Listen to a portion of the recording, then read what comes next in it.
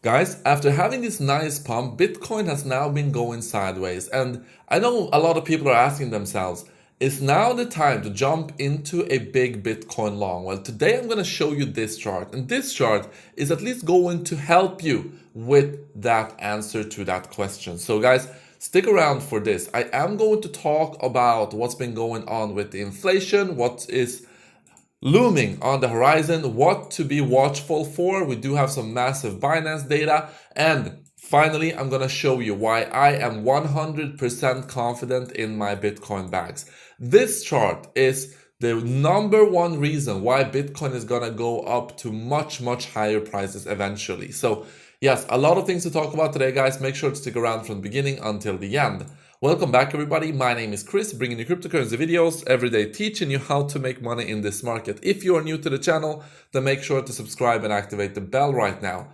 So let's talk about this. So just like I said, Bitcoin found support at 24,800. Since then, we've had a quite nice pump towards the upside. We topped out, or we had made a swing high at $26,900. So that is all well. We did see a little bit of a pump here, so that is all well for Bitcoin. Now, there's a couple of things to pay attention to right now. The first thing is that we did see the traditional markets also have a nice run here. It went up to, well, not a previous swing high, because that is all the way up here at 4,633, but we made a little bit of a local high here. But look at this. Then we had, towards the closing of the markets, we did have some pretty juicy red candles going down here. So what is the reason for this? Well, it has to do with the data that came out. So I'm going to talk about this.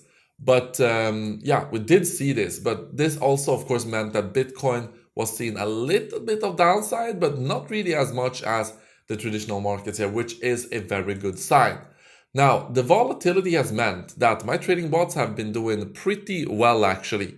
So right now, they have some small positions that they are holding.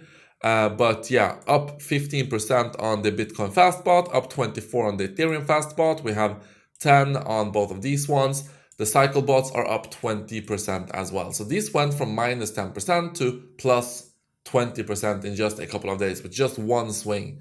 So far so good on these trading strategies. And of course, guys, if you want to use the same, with one click, you are able to set them up. First, make sure to get an OKX account. Click on this link right here in the top of the description. So on this link, click join now, get up to $10,000 in deposit bonuses. And also right now, limited offer, deposit $50, get $50 for free. And then with one click, you can set up each and every one of these bots I have here. You can also use hedge bots if you want to hedge your positions for some downside as well. Guys, there is going to come a big update video on all of this very, very soon. But for now, this is what's been going on. And they have been making profit, which is very, very nice.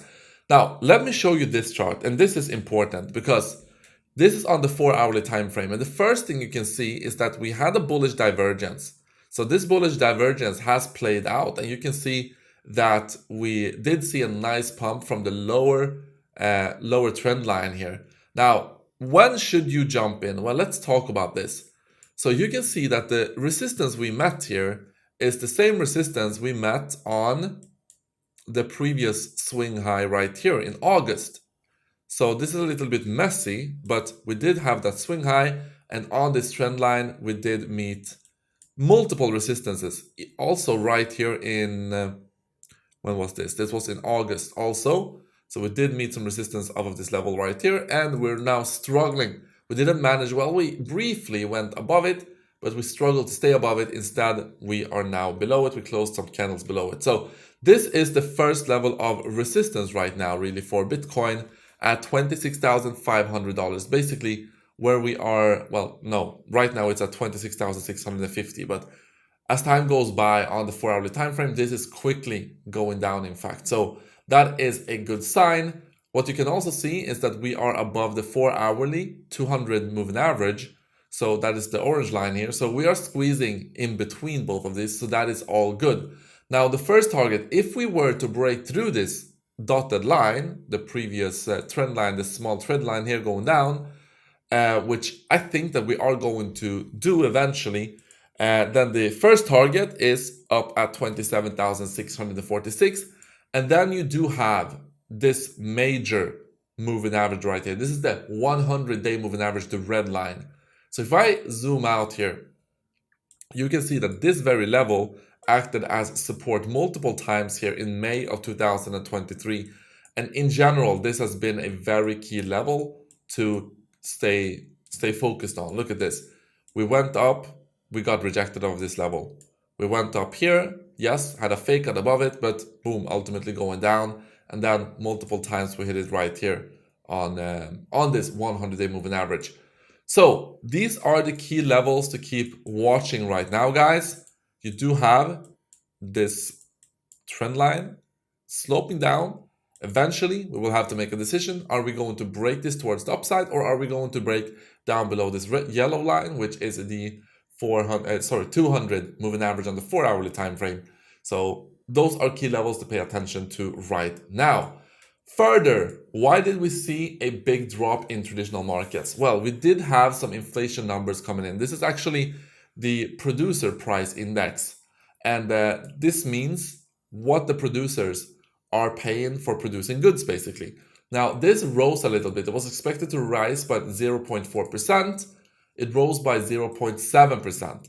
So if producers are paying more to produce, well, products, then of course people at some point will have to pay more for products, which means that inflation is going to go up a little bit. So inflation is still very much a problem, guys. And the European Central Bank also, they raised the rates a couple of days ago. And we are now at 4.5% in Europe, which is the highest since 2001. So let's see what effect this is going to have. But I am going to show you the number one reason why I am so confident in Bitcoin. So stick around for that, guys.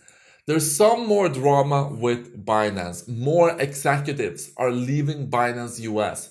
We know that the CEO departed earlier this week. Now the head of legal and chief risk officer are both leaving the company, or if this is the same person. Let's see. Krishna Juvadi, head of legal, and Sydney. Yeah, these are two different people. So they are leaving Binance right now. And this is not a good sign, although we do have some redacted statements here from the lawsuit.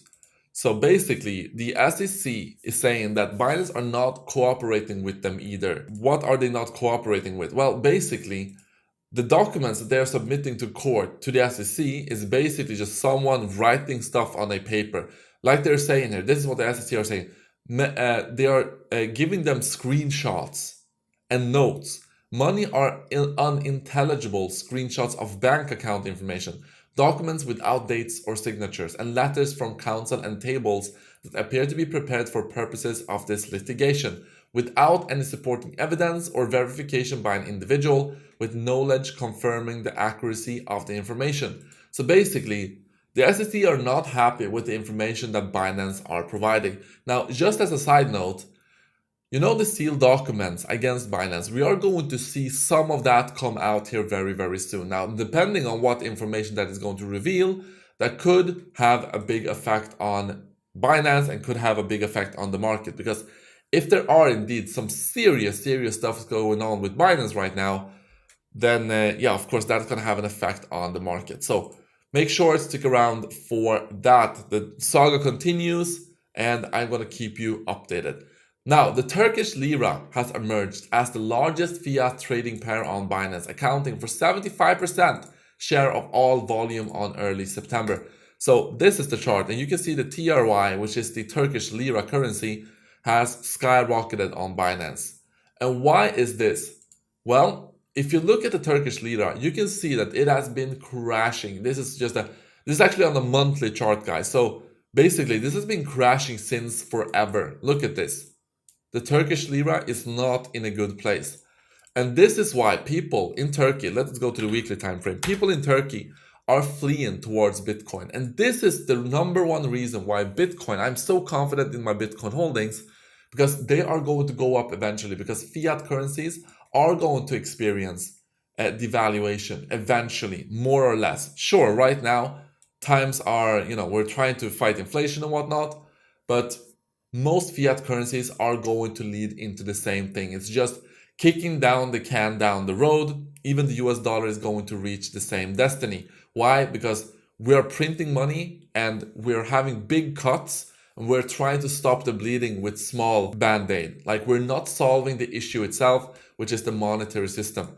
So every fiat currency is going to reach the same destiny eventually. Now, just as a kind of side note, since 2020, let's take 2019 here, the Turkish Lira is down 82%.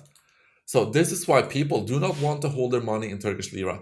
And also, as a side note, Bitcoin is also such a strong tool against currency control, because when you have Turkish money going down 82%, what are Turkey gonna try to do? Well, they are trying to control the currency. They will try to control so that you cannot get out of this devaluating currency. So they will say, you have to keep your Turkish Lira on your bank account, or you have to do this and that. You cannot buy Bitcoin. But no one can prevent you from buying Bitcoin. Everyone in the world can buy Bitcoin if they really want to. There's just different methods to do it. Some are harder, some are more easy. But instead of holding money in the Turkish Lira, if you would have held Bitcoin, well, you would have made so much money, and most importantly, you wouldn't have lost out on this massive devaluation of the Turkish Lira.